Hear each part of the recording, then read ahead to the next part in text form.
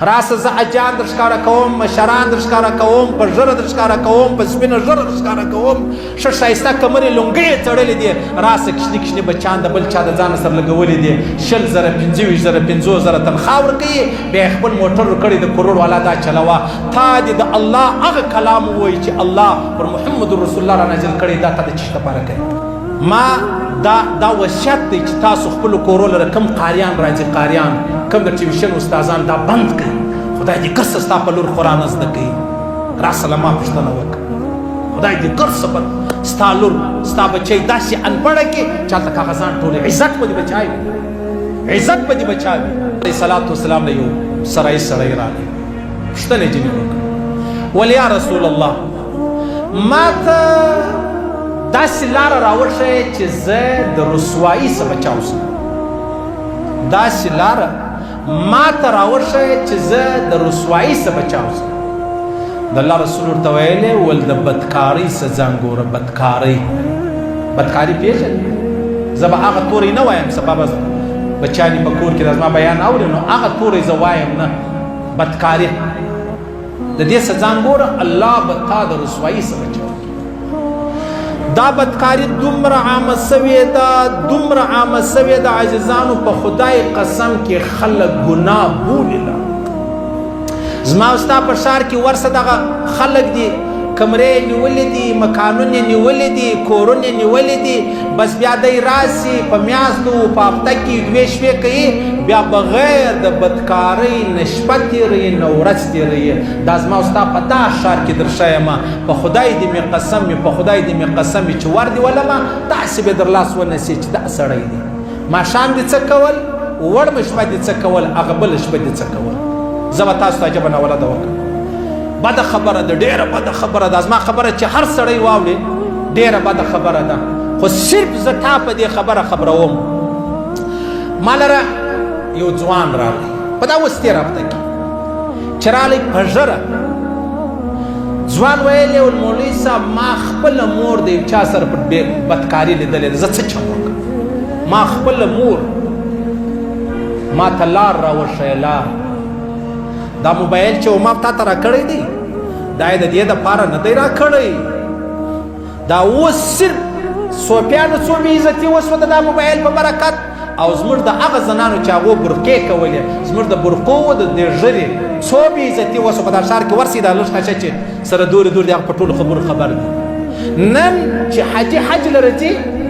سعودي والا دا غټ دا ټچ موبایل چې کوم دی دا یې لازمي کړي، دا به لرې بیا راتلی چې د خیر څه راتله. دا چې ما او تا ته کاپیران دونه خوارۍ کار چې د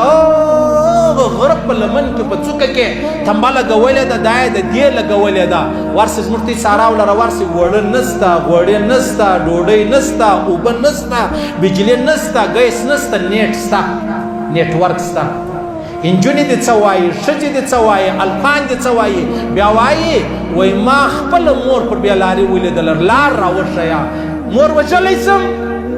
لا اله الا الله که در وخت خلاف ورته وایي. ښه اوس څه چم کول؟ اوس یو سړی وایي زما لور د موبایل ورسره دی په کالج یونیورسټۍ کې، د بس مجبوري د موبایل ته ډېر ضرورت لري. دا موبایل چې کوم ضرورت ورته لري، بس بیا نو پوښتنه وکړه چې ضرورت یې در کومه ځای پوره سوی دی. الله رسول فرمایي عن قریبه زما په امت کې بدکارۍ عامې سي.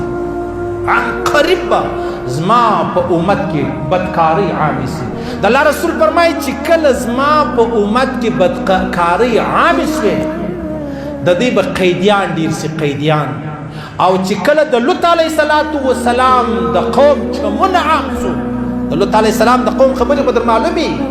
چې دا عامې شوې، بیا الله زما د امت څخه لاس واخیستی. الله فرمایي چې په کومه شله کې هلاکېږي، په کومه وادي کې هلاکېږي، په کوم د غره په لمن کې هلاکېږي، هلاک سي، تی پوهېږي کار نه پوهېږي. دا د الله رسول فرمایي چې بدکاري عامه شوه، قیدیان به ډېر سي. او چې کله د لوط علیه السلام د قوم خبرې عامې شوې،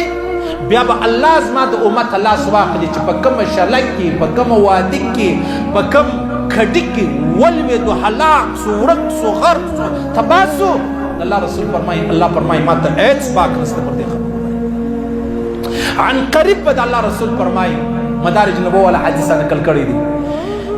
څه الکان به پر روډ ناست دي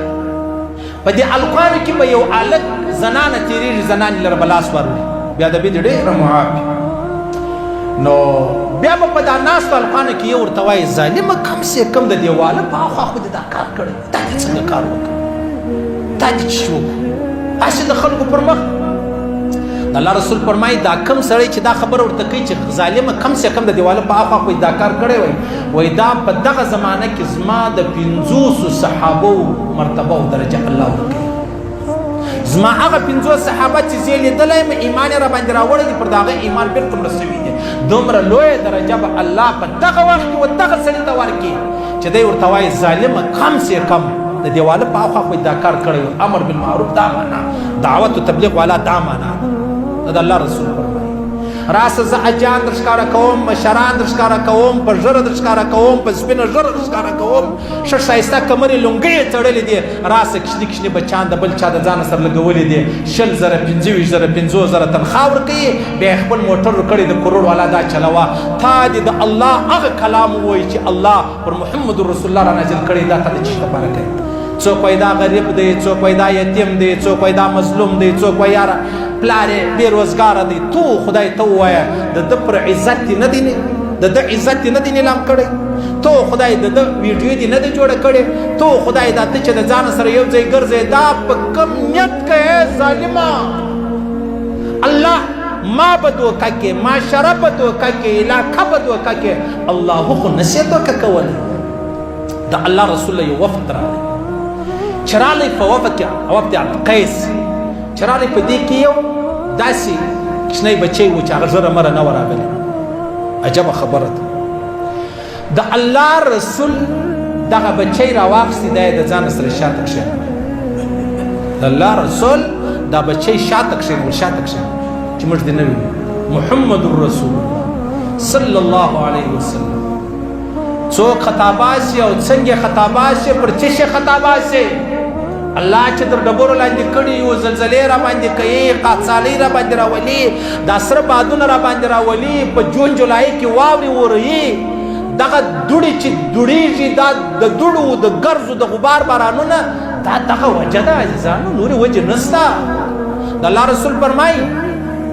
دا د لوط علیه السلام د قوم چم نه دی دا 3 رقمه دی یو په سترګو ورته کتل دی یو لاس ملاول دی یو هغه چل کول دی چې کم دی دا 3 خبرې صحیح سلو محمد رسول الله دا کښنی بچی د ځان شاته کښېنوي دا وفد راغی څنګه جهان خطا ایستلی دی څنګه مې علاقه خطا ایستلی ده څنګه مې دین و اسلام خطا ایستلی دی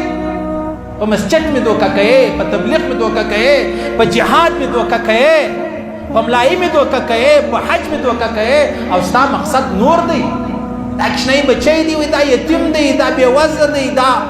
پلار یې بېروزګاره دی پلار یې مړ دی دا د یو کونډې بچی دی